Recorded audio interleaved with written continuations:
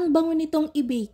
So today gumawa ako ng cheese loaf bread ala BreadTalk. First time ko nga lang ginawa to kaya medyo nangangapa-ngapa pa ako. Pero wag na nating patagalin yan at simulan na natin. Dito meron akong 120 grams ng water, 80 grams ng milk, full cream milk yung ginamit ko pero pwede rin ang evaporated milk. 40 grams ng all-purpose cream or whipping cream. Ito nga yung sikreto ng mga sikat na branch ng bake shop. Naglalagay sila ng whipping cream o all-purpose cream sa kanilang dough para mas maging malinamnam and mabango yung tinapay nila. And syempre malambot na din. Pero kung ayaw mo naman maglagay at medyo mahal, pwede mo nang gawing 120 grams yung ating gatas para ma-leave out mo na yung cream. Isang pirasong large na itlog, 1 teaspoon ng vanilla extract, vanilla emalco yung ginagamit ko, 80 grams ng sugar, 500 grams ng bread flour, Sun Moon Star ng Pilmico yung ginagamit ko, and 2 teaspoon ng yeast. Naglagay din pala ako dyan ng 20 grams ng powdered milk o milk boy. Hinalo ko lang yan, tapos ipapasok na natin yan sa mixer. Papaganahin natin sa speed number 6 for 5 minutes. Kung wala kayong mixer, kaya rin tong gawin ng mano-manong pagmamasa. After mixing, tsaka natin ilalagay yung ating 70 grams ng butter and 6 grams ng salt. Hinuli natin tong ilagay para mas makaalsa ng mas maganda yung gagawin nating loaf bread. So, imimix na ulit natin yan sa speed number 6 hanggang sa kumini siya. Sa una, parang ang lagkit-lagkit ng dough pero pag malapit ka nang matapos sa pagmimix, dumidikit na yung dough dun sa inyong hook. Tumagal pa yung pagmimix ko dito pagkatapos nating ilagay yung butter ng 15 minutes pa. Para makasigurado, mag-check kayo ng window pane. Importante yung gluten development sa paggagawa ng tinapay para mas makaalsa siya ng maganda and mas maging malambot.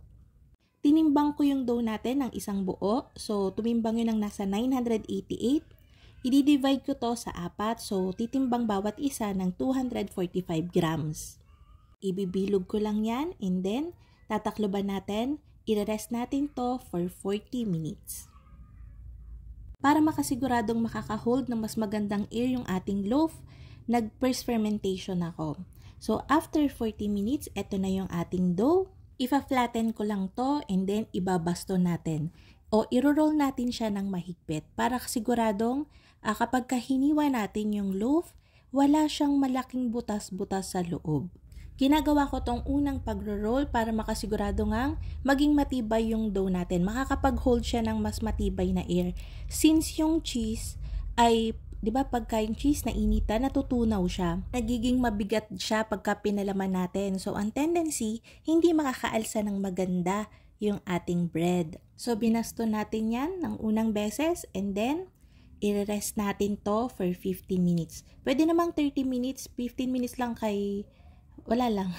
Pero kasi pag 15 minutes kasi, stress pa yung dough natin dahil nga niroll yun natin siya. So, bumabalik pa talaga siya. Mas mahirap siyang i-flatten. Medium size na pan yung gagamitin natin dito. Yung size nun is 9 by 3.5 by 3. Yun yung size niya. Medium size ng loaf pan. So, after 15 minutes, eto na yung ating dough. Yan nga yung sinasabi ko sa inyo kanina. Dahil sa pagbabasto natin kanina, stress pa yung dough. So, mas kailangan pa niya na mas mahabang time para ma-relax. So, para hindi ito mangyari sa inyo, i-rest nyo siya ng mga nasa 30 minutes pa or more. Pero ako okay na to kasi ayako naman siyang mga sim since mainit yung place na pinagagawaan ko. So, yan, pinalapad ko siya ulit. And this time, maglalagay na tayo ng grated cheese. Yung ginagamit ko dito is yung queso, kalahating bar, so 80 grams, yung nailagay ko dito sa isa. Ibabaston ulit natin to ng mahigpit para kapag in-slice natin yung loaf natin, wala siyang malalaking air pockets, yung parang awang-awang. Kaya medyo bumabagsak-bagsak din yung mga loaf bread dahil doon hindi mahigpit yung pagkakabaston. Disclaimer lang, hindi pa ako talaga nakakatikim ng cheese loaf bread sa BreadTalk or sa Clyde's. Tinignan ko lang yung picture. So, may nag-request lang kasi kaya ako gito ginawa. So, ayan, inilagay na natin yung ating mga loaf. And then, ipo-proof natin to sa isa hanggat 1.5 oras or yung dough natin ay umabot na halos dun sa puno na siya.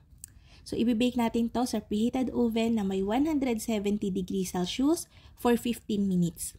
After 15 minutes, tsaka ko palang siya kakaskasan ng keso sa ibabaw.